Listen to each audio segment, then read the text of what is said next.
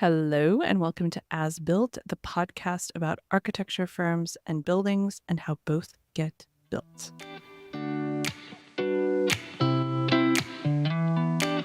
I'm your co-host, Patience Jones. With me, as ever, is your other co-host, Brian Jones. Thank you for joining us. Today, we are doing an episode of our Tech Stack series. This one is about LinkedIn platform updates, which probably doesn't sound as scintillating as this actually is, because I'm excited for this episode because I have run into the quote-unquote update, which I hate, and I want to know how to not have that be a part of my life.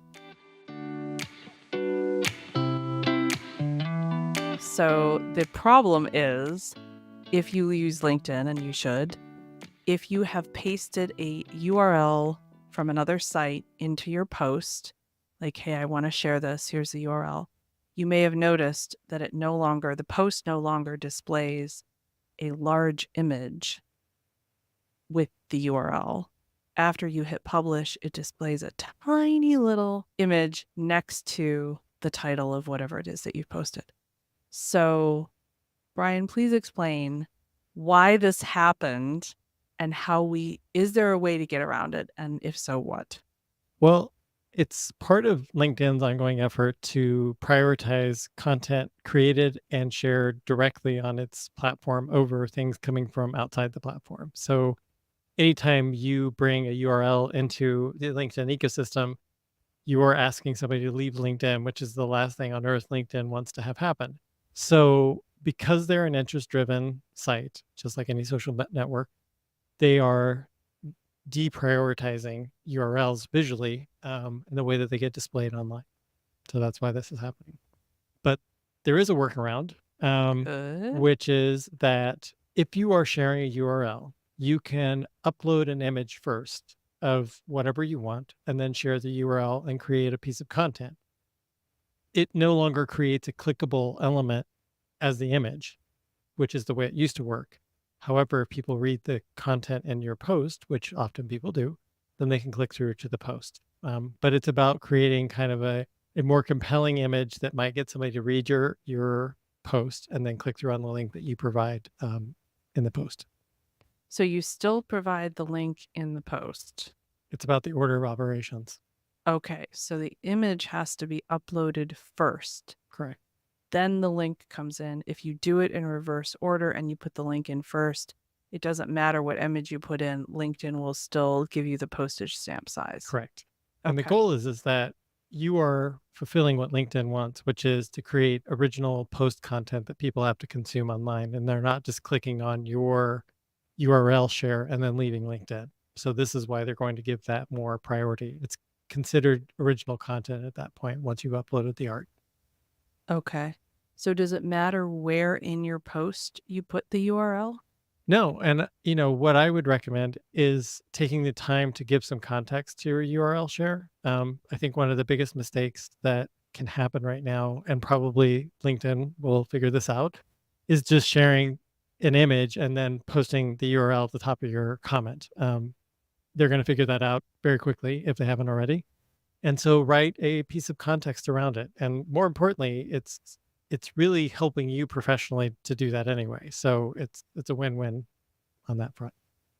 Another thing that I have seen people do, whether it was intending to get around this or not, is to not include the URL in the main post and then include the URL as a comment you leave on your own post. Yep. Because then that URL is viewed as a helpful comment, which helps the visibility of your post. And it also doesn't have LinkedIn feel like you're asking people to go to a different party. That's a great strategy as well. And, equally workable. So either is fine. The third option is really if you want to get a little creative on this front, is that if you generate a 3 or 4 page PDF and upload it to LinkedIn, it will generate a carousel. And this will be one of those little multi-slide pieces that you might see on LinkedIn, but it's a great way if you're trying to get attention to the thing that you're sharing and you want to go the extra mile. This is a way to do that as well. What do you think about the idea of taking, let's say you want to share a a blog post that's on your firm's site, what some people do is they take that same content, they copy it from their own blog that they wrote, and they paste it as a new entry into LinkedIn Publisher. I think it's a great option. What I would encourage is not to do a one-for-one copy, but to provide some additional different context around the item. I mean, I think original content, original content, original content, like it's going to be, you're going to hear us talk a lot about that over the next many weeks, but this is increasingly the game of social platforms and AI, and everything is original content. So. And copying verbatim from your blog and posting it as a LinkedIn Publisher piece is not the sort of great achievement that it might seem at first, because all you've done is create duplicative content that either Google and or LinkedIn are going to stop showing people because they know that it's the same as it is somewhere else. Correct. Yep. But it doesn't have to change completely. Maybe you have a shorter version on your website and a longer version on LinkedIn. I would say experiment a little bit with what works. One of the keys to effective social now and gaining traction is really experimenting a little bit with the way that the creative that you use to post, the amount of copy and text that you write alongside your posts, the tone that you use in your posts. Experiment a little bit with all these and see what kinds of reactions that you get, and hopefully it will help you gain some more eyeballs and traction. I like that. I'm going to try those things, and now I feel not thwarted by that horrible postage stamp nonsense. It's really not very good. It's really not very good. It just has this sort of like late 90s web feel to it. I think when I first saw it coming out, it really felt like somebody had shared a mobile version, and I thought, oh, how did the mobile version? And then I realized, no, this is just that's the new. not a glitch. That's a feature. Exactly. Yes.